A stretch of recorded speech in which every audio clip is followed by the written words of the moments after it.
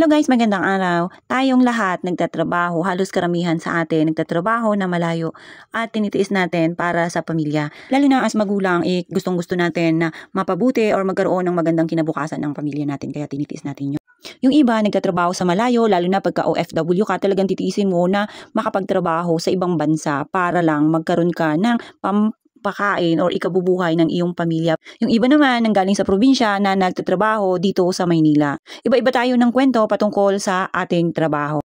Ang importante ay para sa pamilya. Ganon ka-importante sa atin na magkaroon ng kinabukasan ng ating mga anak at magkaroon ng maayos na pamumuhay ang ating pamilya.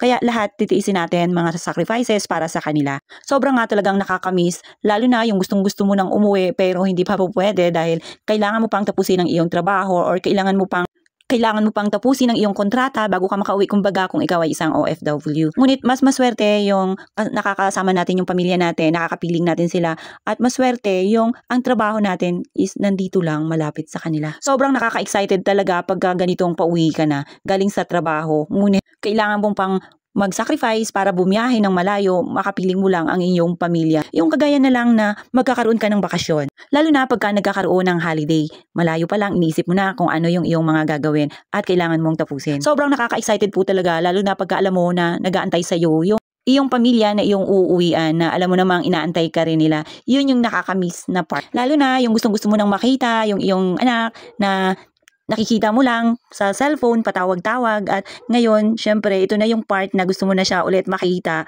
ng aktual at talaga namang excited ka na. At puputulin ko nga muna guys ang ating pagmumuni-muni. Ito kasing si nanay, nagre-reklamo, pupunta raw sa tindahan para bumili ng asukal at maghapon daw po siya na hindi nakapagkape. So, sasamahan muna natin siya guys papunta dito sa tindahan kasi nga kakauwi ko lang din po.